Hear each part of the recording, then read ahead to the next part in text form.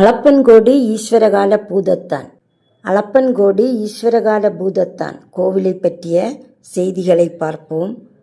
கன்னியாகுமரி மாவட்டத்திலேயே மிக பழமை வாய்ந்த கோவில்களில் மார்த்தாண்டத்தின் அருகிலுள்ள அண்டுகோடு சமீபம் அமைந்துள்ளதுதான் இந்த அளப்பன்கோடு பூதத்தான் கோவில். பண்டைய காலத்தில் இது திருவிதாங்கூர் பகுதியுடன் இணைந்து செயல்பட்டது. இது மற்ற பல கோவில்களில் இருந்து வேறுபட்டு காணப்படுகிறது.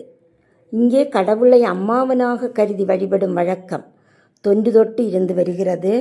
மகாதேவனுடைய மடியில் சாஸ்தாவு இருப்பதாக நம்பப்படுகிறது. இங்கே விக்கிரகத்தில் உள்ள யோக தண்டு அல்லது பூத தண்டு, இதை மகாதேவனாக வழிபடுகின்றனர். இந்த கோவிலை பற்றி பல கதைகள் சொல்லப்படுவதுண்டு. அதாவது மார்த்தாண்டவர்மா ராஜா செம்பகசேரி ராஜ்யம் கீழடக்க முற்பட்ட போது அவருக்கு நாயர் குடும்பத்தை சேர்ந்த சிலர் உதவி புரிந்து தந்திரங்கள் பல செய்து தந்திரமாக வெற்றி கொள்ள செய்தனர். அதனால் அவர்களுக்கு பத்மநாபுரம் அரண்மனை வளாகத்தில் வசிக்க அரசர் அனுமதியளித்தார்.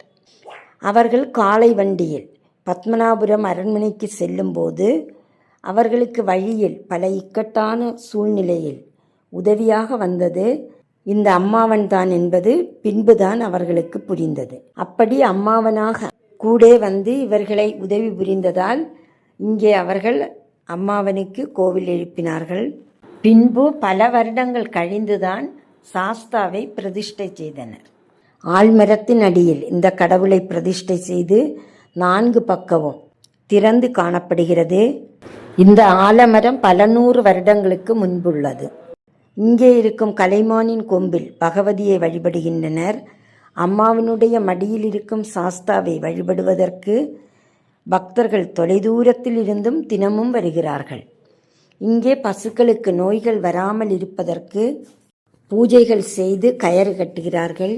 கால்நடைகளுக்கு வழிபாடு செய்வதால் நோய்கள் விலகி சுகமடைவது ஒரு அதிசயமான நிகழ்ச்சி. இது பழங்காலத்திலிருந்தே இங்கே நடைபெற்று வருகிறது. இங்கே டிசம்பர் மாதம் கடைசி சனிக்கிழமை அம்மாவன் எழுநள்ளத்து நடைபெறுகிறது. இந்த திருவிழா 5 நாட்கள் நடைபெறுகிறது.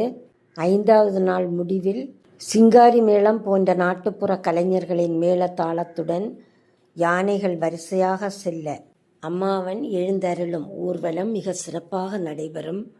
இங்கே அமைந்துள்ள அளப்பன்பாறை என்ற இடத்தில் பேட்டை துள்ளல் நிகழ்ச்சி நடைபெற்று இறுதியில் இந்த திருவிழா முடிவடைகிறது. முன்பு 25 யானைகள் வரை ஊர்வலமாக கொண்டு செல்லப்பட்டது.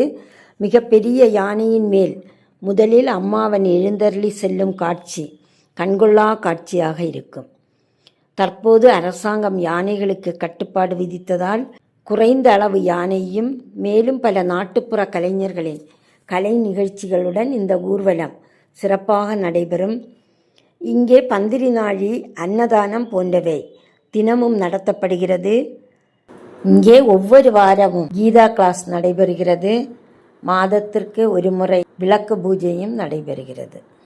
கார்த்திகை மாதத்தில் இங்கிருந்து ஐயப்ப பக்தர்கள் சபரிமலைக்கு தினமும் செல்கிறார்கள். மேலும் குழந்தைகளுக்கு சோறு ஊணும் நிகழ்ச்சி இங்கே நடத்தப்படுகிறது. திருமண மண்டபம் இங்கே உள்ளது. தினமும் திருமணங்களும் இங்கே நடைபெற்று கொண்டிருக்கிறது. இங்கே நாகத்தின் வடிவில் பூக்கும் ஒரு நாகப்பூ மரம் வெளியில் உள்ளது. இது பார்ப்பதற்கு மிகவும் அழகாக இருக்கும். அனைவரும் இந்த அம்மாவனை வழிபட்டு நன்மைகள் பலதும் பெற்று பயனடையலாம். உங்களுக்கு தெரிஞ்ச கதையை கமெண்டில் சொல்லுங்கள். உங்கள் உற்றார் உறவினர்களுக்கும் ஃப்ரெண்ட்ஸுக்கும் இந்த வீடியோவை ஷேர் பண்ணுங்கள். சப்ஸ்கிரைப் பண்ணாதவங்க பண்ணி வச்சுக்கோங்க. நன்றி. தொடரும்.